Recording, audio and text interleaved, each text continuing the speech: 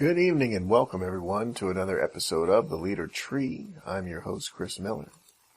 And I want to talk to you about a recent event in my life. I don't know what it is about these kids today, but something about this newest generation, they just really don't seem to get the concept of having a work ethic. They don't get the concept of continuing on until you complete the job. They don't get the concept of not accepting defeat and keeping going until the job is done. Now, let's take, for example, my son. He's got a, what do you call these things? A video game console controller, right? And it's not charging. So I said, well, let's take it apart and see what the problem is. Okay. Well, it's not as easy to take these things apart as one might think. It's actually quite complex. Who knew, right? But that doesn't deter me. I mean, that doesn't stop me in my tracks. And it shouldn't stop him in his tracks either. But here's the things that I've noticed.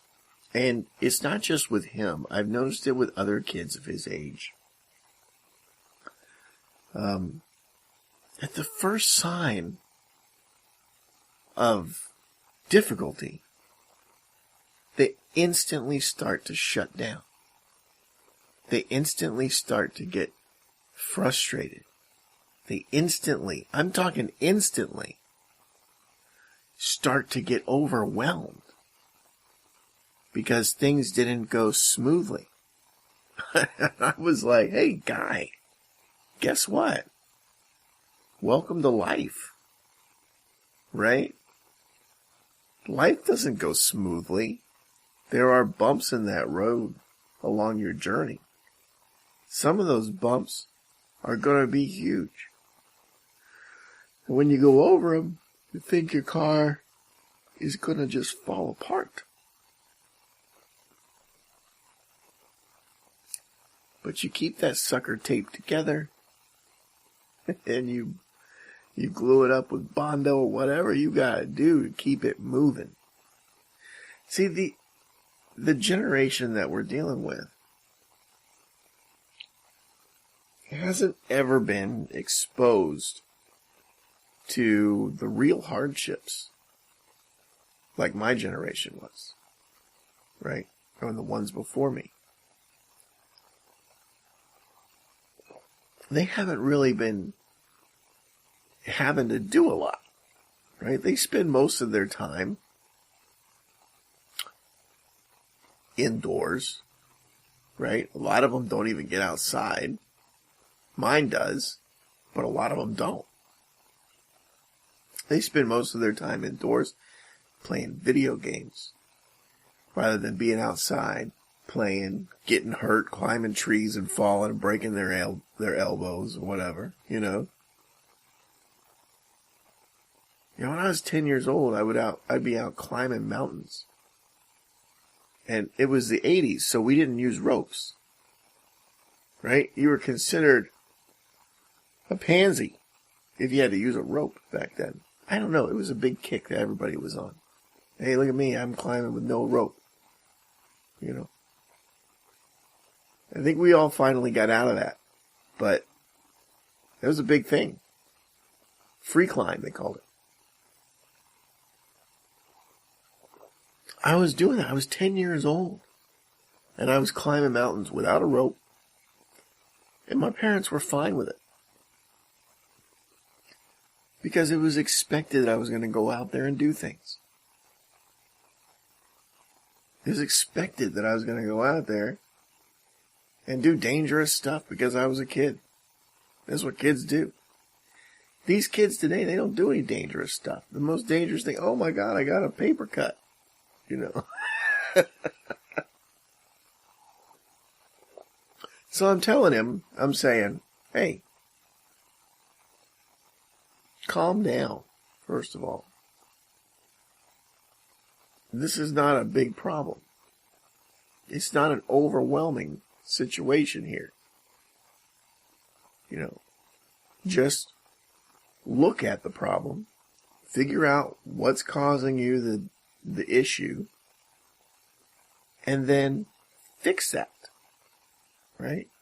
At this point, all he's trying to do is take the thing apart, and he's having a difficulty time doing that. So now he's yanking on it and doing everything else. I said, stop. Don't yank on it. Look to see where it's hanging up and then fix that, Where is the problem? What are you hooked on that you can't unhook? Is there a screw in there that you didn't unscrew? Is there this? Is there that? And we're walking him through it pace by pace. But I can see he's getting overwhelmed by the second. And I was like, this is ridiculous. It reminded me of these college kids, right? When Hillary Clinton was running against Donald Trump for president, and Donald Trump won, all these college kids across the country were so overwhelmed by, oh my God, we need counseling.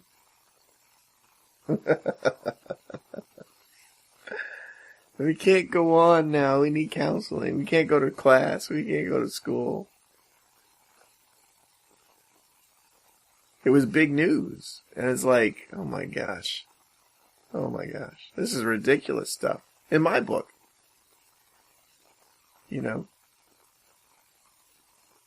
When things don't go the way you plan them, you gotta pivot. You gotta work a new plan. You gotta make it work. Failure is not a factory installed option. You're not born to fail. You're not born with the innate knowledge of how to fail. You are born to be successful. To be a winner. It's in your DNA. You win at everything when you're born. Nobody has to say, hey, you know what? Breathe. Do it like this. You just do it. And you win. You're breathing. Breathing like a champion. Right? No one says, hey,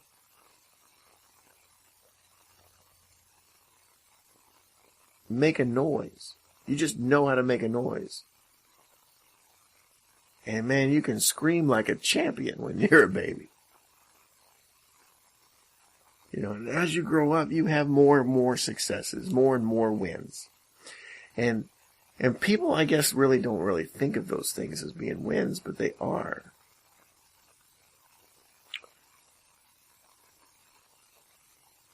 But over time, the more that you accomplish, the less those accomplishments mean to you. They become sort of mundane. They become sort of accepted as if they were some sort of a given.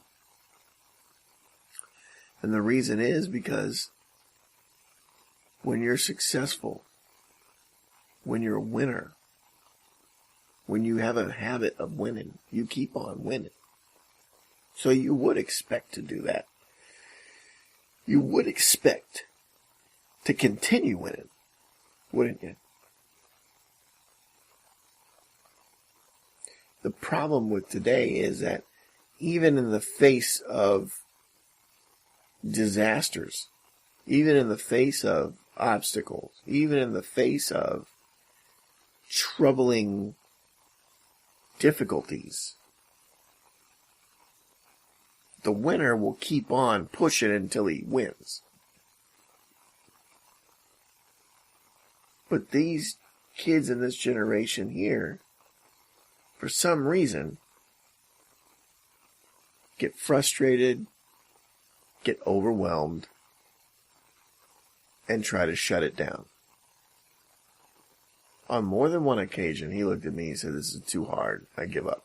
I'm just going to leave this thing torn in pieces." I said, No. That's not what we're doing here today.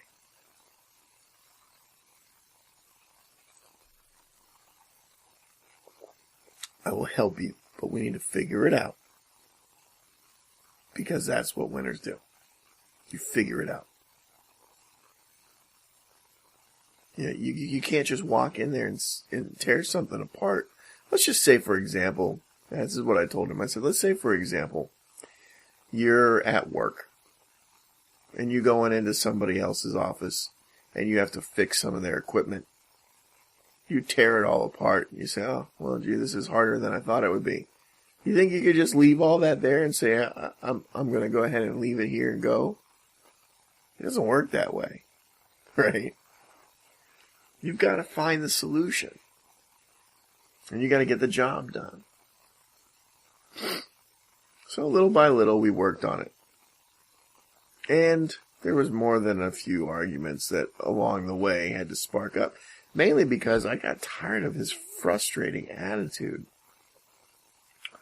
And I just at one point had to tell him, I am tired of your frustrating attitude. This defeatist attitude that you're using right now has got to go. There is no use for the word can't in your vocabulary, folks. There is no use to say, I can't do something. There is no use for the term, this is too hard, or I give up. These are terminologies that should never be uttered out of your mouth or even entertained in your thoughts. Those are defeatist attitudes. And the truth is, they're not even true. Right? Because there's nothing that's too hard. If there's one thing life has taught us and history has taught us, is that every time we say something can't be done, something is too out of reach, something is too difficult, and can't be accomplished, every time we do that, somebody else comes back around and actually does it. And then it gets to be the point where it happens over and over again and everybody's doing it. There's nothing that cannot be accomplished. There's nothing that cannot be done. I've never built an air conditioner, but I could do it. All I need to do is have a set of plans, some materials. I can put an air conditioner together. Right? Will it be difficult? Sure. Is it impossible? No. I could build a spaceship if I wanted to. Same principles apply.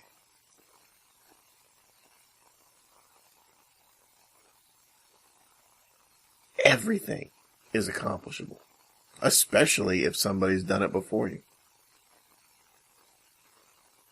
You know, right now, I've been working for the last, 2 weeks on this invention that I have come up with. I was sitting there watching Shark Tank, of all things. Old reruns of Shark Tank that my son was watching, which I think is great that he watches that show because it's inspiring. You know, it gives you a little insight into people's thoughts. I love that. And their thought processes, how they go from this thing over here and it circles around to become this whole other thing over here, which is revolutionary, right? So I get a kick out of that. But I was watching this Shark Tank episode, and it just suddenly hit me as it, I have an answer to a problem that my fiance's been trying to solve. And she's been telling me about this issue for a long time. And it finally dawned on me, the answer. And I was like, I think I could put that together. So, was it easy? No, it hasn't been. You'd think it would be simple, but it hasn't been. But I put it together anyway. I got my 3D printer and I got my software out and I started making, plans and putting together models and stuff like that and printing them out. Nope, that didn't work. Nope, that didn't work. Nope, that didn't work. I've gone through about, 20 different models. And none of them had worked. Right? And it's frustrating.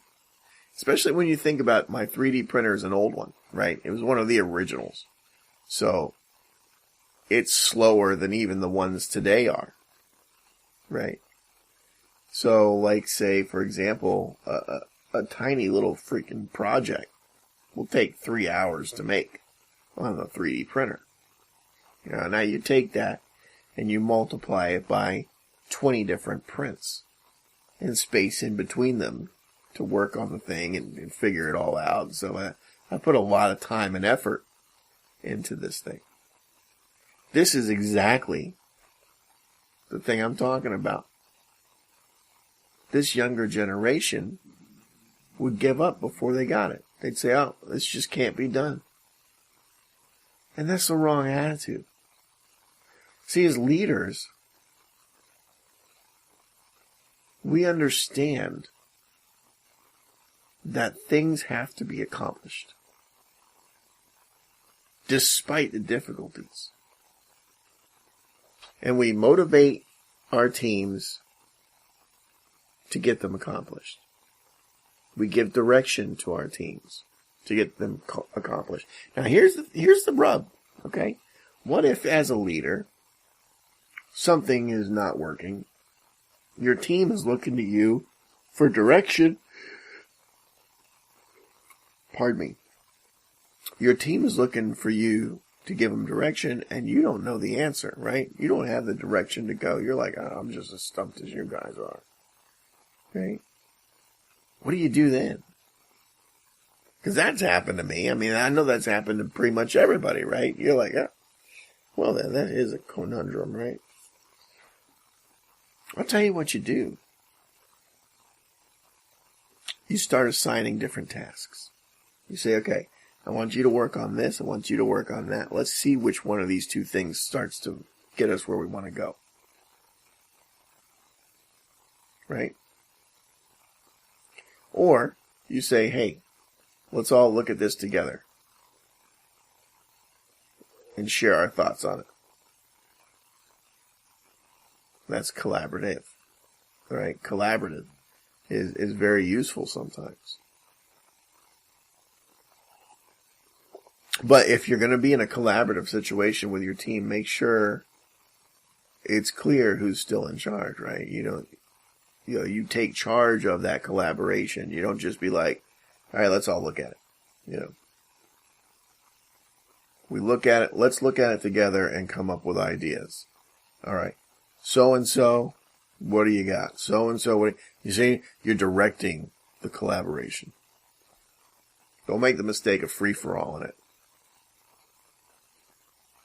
I guess it depends on your dynamic in the team, how long you've been the leader, etc., etc.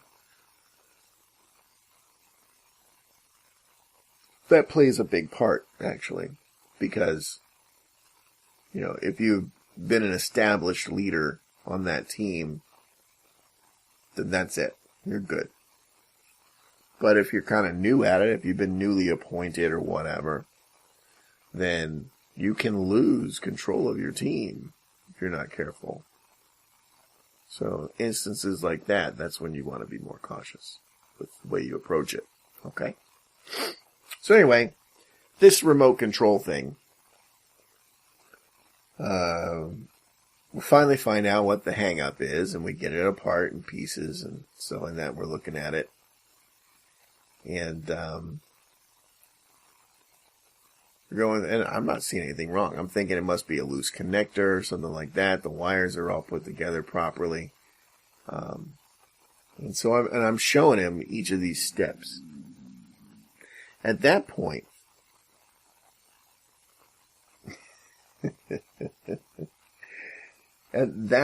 after we've gone through, I don't know, about 15 minutes worth of stuff on this, he looks at me and says, well, that little piece inside the charger was pushed upward.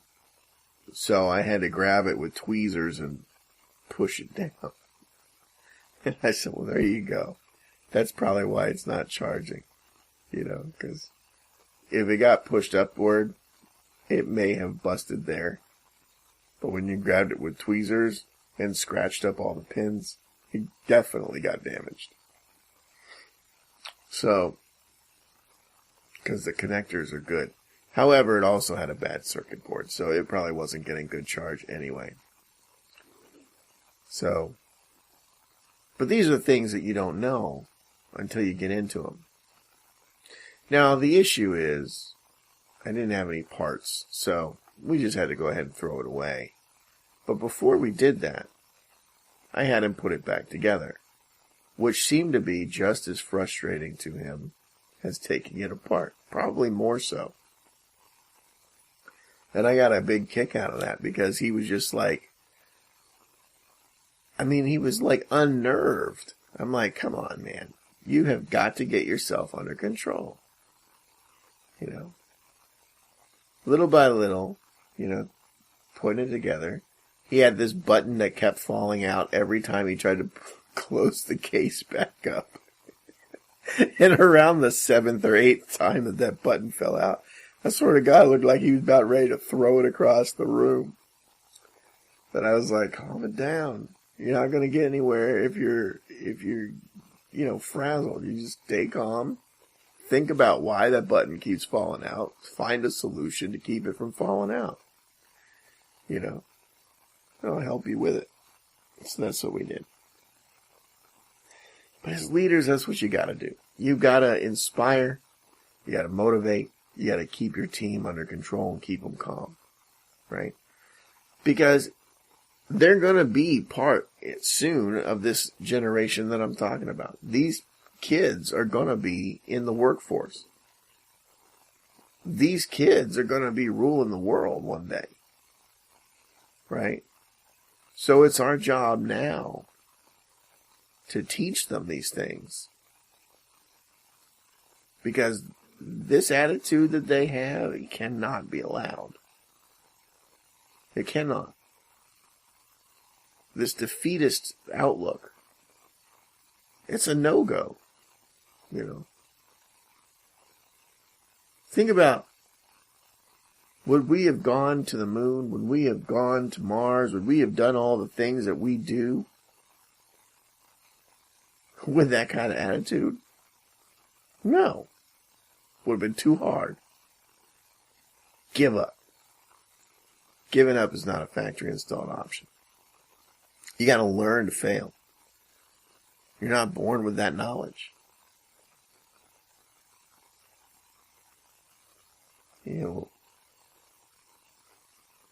I don't know what to tell you. You just have to push forward. Because there literally is no other way. In this invention that I've been working on, I got a working model finally. And it functions. And it is successful. But I'm not happy with it yet. I want something better. Because since I've been working on it, I've come up with new ways to improve upon it, right? Well, though I have come up with ways to improve upon it, I have not come up with the way to make it work with the improvements. That doesn't mean I'm going to give up, and it's frustrating. It is. But I don't let that beat me. You shouldn't let it beat you when things happen like that. I'm not going to allow my son to let it beat him. He's learning this lesson. After he got it back together, he said, okay, I get it. Because I explained to him, I said, look, here you are. How many times have you told me this is too hard? It can't be done. We're never going to get this thing back together, et cetera, et cetera. And yet here it is in one piece. Right? It couldn't happen. It is impossible to put this back together. And yet here it is in one piece. We've done it. We've put it back together. Right? These defeatist outlooks, these negative statements, like this cannot be done. I can't do this. This is impossible. I'm going to have to give up. These statements are the enemy. These statements are the problem. Because once you utter those statements out loud, it's so easy for them to become your reality. Once you entertain them at all as a thought, it's so easy for them to become your reality. And then you just give up. And if you give up, you don't get the reward, folks.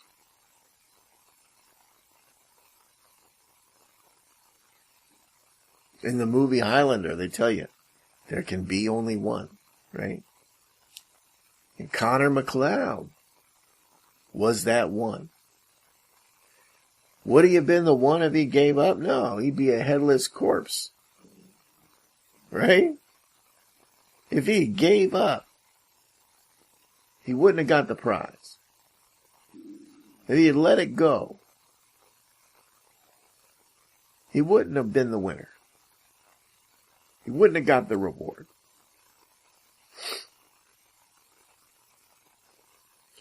These are the things that I need you to know. These are the things that you need to remember when dealing with this younger generation, because they give up so easy. And it's not their fault, really. It's not their fault. It's the world that they live in. I mean, everything comes so easy to them. I mean, when I was growing up, the internet didn't exist, right? We created it. You know what I'm saying? It didn't exist before us. But for him, you've got the internet, you've got the internet on your phone, you've got social media, you've got everything at the tip of your fingers. You don't have to raise a finger to do anything. It's all right there for you.